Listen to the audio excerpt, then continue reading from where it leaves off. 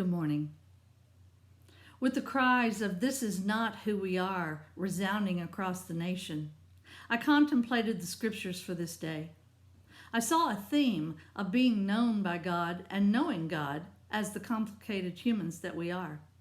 And I wondered about our accountability. How responsible are we, for the current strife and division in our nation? If God knows each one of us, it seems to imply a certain responsibility for our actions. Just how accountable are we to that knowing? Simply because God knows me, can I presume to know God? Am I capable of knowing God if I, in fact, do not know myself? Or, better yet, if I do not believe I am loved?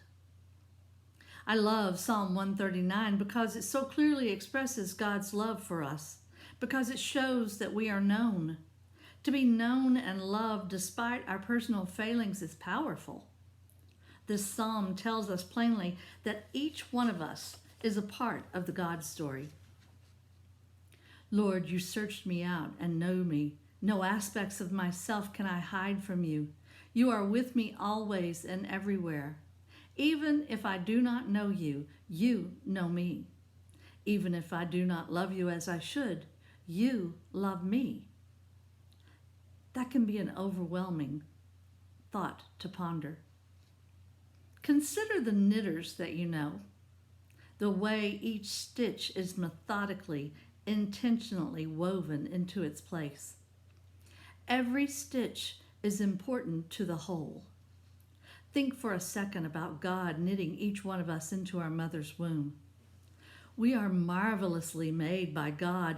Each moment, every path is known. If I, as an individual, am loved this much, to be known this well, doesn't it mean that I am made to love? And if that is true for me, then it is true for all of us. Not only are we designed to be a part of this story, we are vital to the God story. Yet before we can understand this, we have to believe this. Do we believe that God loves us this much? That God would love me, would knit me into the God story? Consider Samuel. He does not know the Lord, yet God knows him. God whispers his name again and again, calling him to be a part of the God story. And look what happens when Samuel realizes that it is God calling him. He answers with no hesitation. He says, "Speak, for your servant is listening." And in the gospel, Nathanael asked Jesus, "How did you get to know me?" Jesus didn't get to know him. Jesus already knew his deepest heart. Jesus knows that Nathanael is a part of the story, even as Nathanael does not yet know. As soon as Nathanael realizes that Jesus does know him, he immediately understands that this is the Son of God. This is the King of Israel. Knowing ourselves is painful and difficult, and it takes a good bit of work.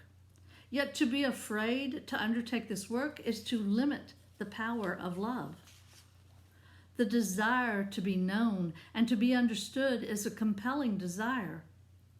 In any argument we might have with another, is this not the goal?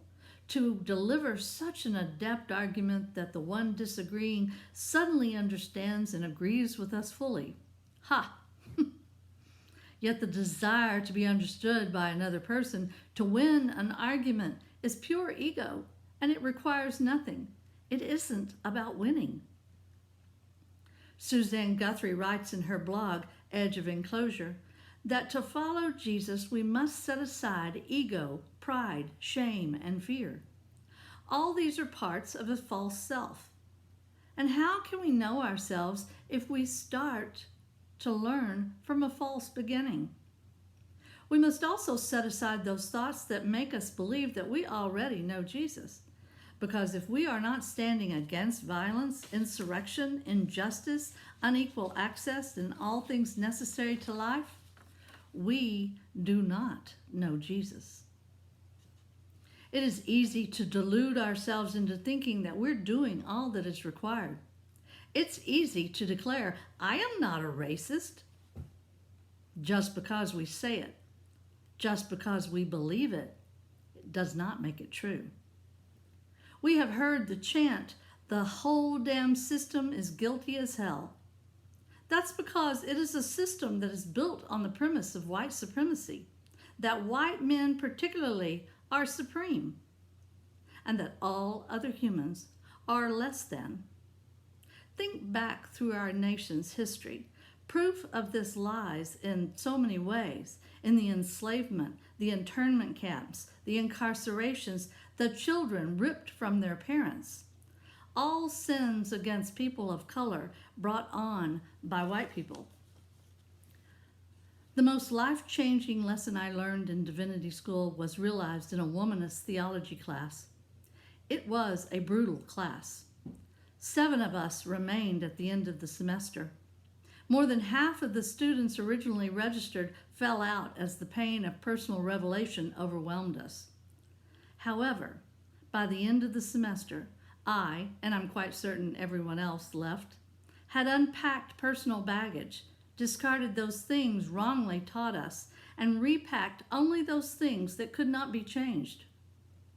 I could not then, nor can I now, change the fact that I'm white and the recipient of many unearned privileges because of my whiteness. Yet I can know that that baggage is with me everywhere I go. That awareness reminds me that my story is vastly different from the story of far too many.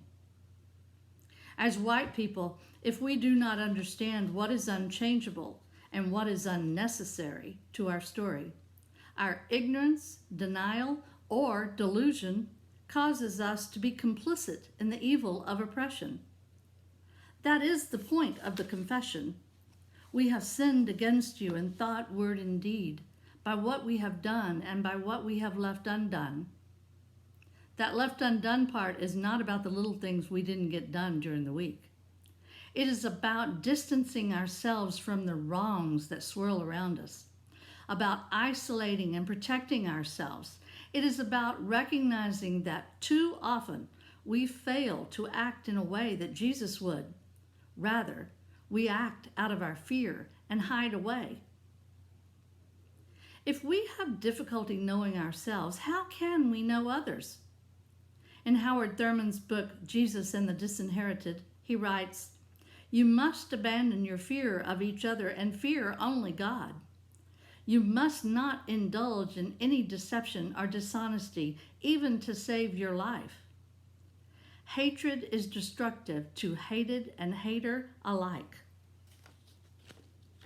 He says that we should be seeking the religion of Jesus, to engage in the story of Jesus in our daily lives, rather than just following along in the lectionary or the scriptures about the story of Jesus. To seek the religion of Jesus is to participate more actively in the actions of Jesus, to be a part of his story still today. It's easy to preach about feeding the hungry and clothing the naked and all of that. It's easy to think that we have done enough when we give to those who have less or nothing. It's easy to think that managing a food ministry for people who are hungry is enough. Yet is it? Last week we saw Jesus paraded around on flags and in arrogant marches that made our mouths tighten and our skin crawl. We watched violent mobs defile our capital, disrupt our government, and people actually died. And we are disgusted, as well we should be. Yet we cry, "This is not us." I am not able to speak to what it is to be a person of color and subject to the oppression that entails. Yet I can speak to what it is to be a part of the system built to oppress. Yes, I am a woman, and yes, I am a woman married to a woman. That offers its own level of oppression. Still, I am white. I see the oppression of white supremacy that is built into our society, our culture. I see the differences between the way white people and people of color are treated every day. As long as I see it, and I do nothing about it. I am a part of the false narrative of white supremacy. Stories are a part of our existence, our collective memory. These can be our family history or our nation's history. We tell stories to our children to instill fear in them, to scare them into safety. We create stories to promote pride in a perceived ideal.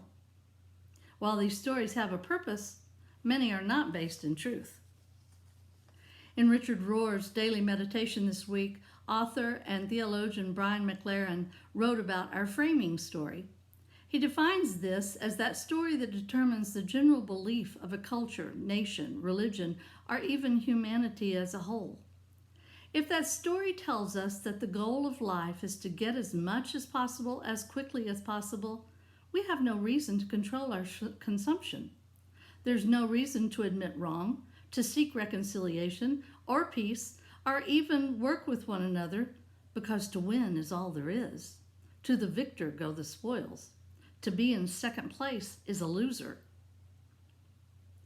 If our shared story tells us that each person is an equally worthy part of this creation, knit together by a loving God, made in love, to be loved, to love God and to love one another, then our society will take a radically different path, and our world be entirely changed because we align our lives with God's vision.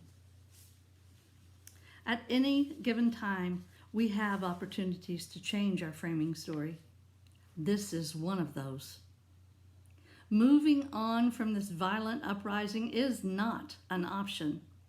Rather, it is time to change our framing story and make certain that whatever the new normal is, oppression will not be a part of it. In response to the insurrection at the Capitol this past week, Ibram X. Kendi notes in the January 11th article in The Atlantic that the heartbeat of America is denial. He pointedly states that we claim that America is the freest, the best, the greatest democracy in the world. Yet this we that states this, these are the white, free, non-incarcerated, older, able-bodied, economically well-off, cisgendered, heterosexual, and mostly patriarchs throughout our American history. Those who make the laws are the ones who define the crimes and the criminals. This is who we are, but it is not who we must be from this moment forward. We can move forward by doing the work of seeing and acknowledging the need for change, recognizing that this system of separation, violence, and oppression is who we are as a nation, and that it is wrong. And we must know who we are because God already knows. Naming the problem is our first step. Understanding God's story more fully will help us to reframe our story. We must work to understand God's story. That is, that we are made in love, to be loved, to love. All of us, without exception. That is the whole story. Amen.